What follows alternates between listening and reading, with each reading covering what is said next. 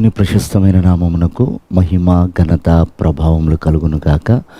వీక్షిస్తున్న మీ అందరికి కూడా ప్రభు అయిన యేసుక్రీస్తు నామములో నా యొక్క శుభాభివందనాలు తెలియజేస్తున్నాను. ఈరోజు మన దేవుని వాగ్దానం సామెతల గ్రంథము 14వ అధ్యాయం 30వ వచనం. సాత్వికమైన మనస్సు శరీరమునకు జీవము. ప్రియమైనటువంటి వారలారా, సాత్వికము అనే స్వభావము, తగ్గింపు అనే స్వభావము, లోబడుట అనే స్వభావము అది మనల్ని బ్రతికిస్తుంది అని బైబిల్ సెలవిస్తుంది.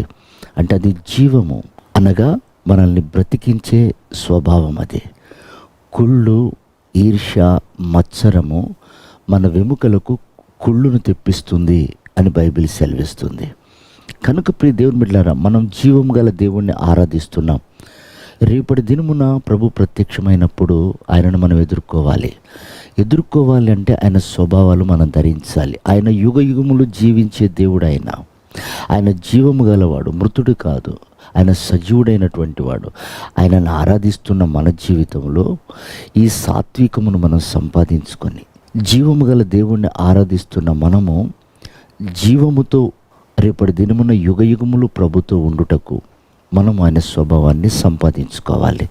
బైబిల్ సెలవిస్తున్న మాట ఏమిటంటే, నేను సాత్వికుడను, దీన మనసు కలవాడను, ప్రయాసముతో ఉన్న వారలారా నా యొద్దకు వచ్చి మీరు నేర్చుకోండి అన్నాడు.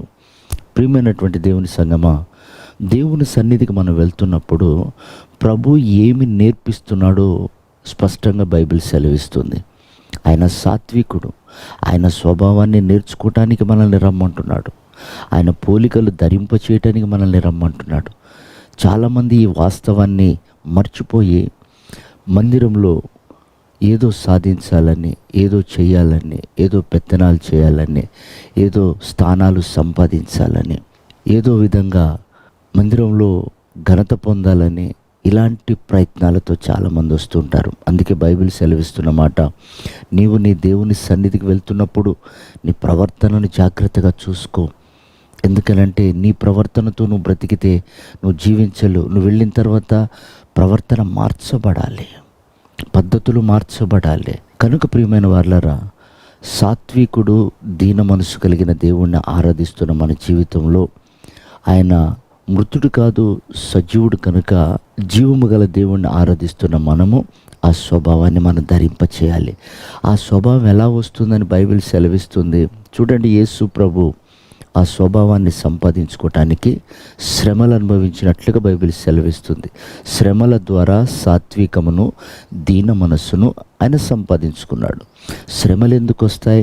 మన స్వభావాన్ని విడిచేటప్పుడు, లౌకిక సంబంధంగా మనం జీవించినప్పుడు, మన స్వభావాన్ని మనం విడిచేటప్పుడు మనకు శ్రమలు వస్తాయి. మన వారే మనల్ని దూషిస్తారు, మనతో ఉన్న స్నేహితులే మనల్ని ఎగతాళి చేస్తారు. ఆ సమయంలో మనం నల్లగొట్టబడుతున్నప్పుడు, వాటిని విడిచిపెట్టుటకు మనం ఆయాసపడుతున్నప్పుడు మనకు దైవికమైన స్వభావం మనకు కలుగుతుంది. కనుక ప్రియ దేవుని బిడ్డలారా, ఈ చివరి దినాల్లో శ్రమలు, శోధనలు రావటానికి కారణం మనం పరిపూర్ణుల మగుటకే. వాటిని జయించుటకు ప్రభు కృపను అడుక్కొని ఆయన రాకడకు మనం సిద్ధపడదాం. అట్టి ఉన్నతమైన కృప ప్రభు మనందరికీ దయచేయను గాక. ఆమేన్.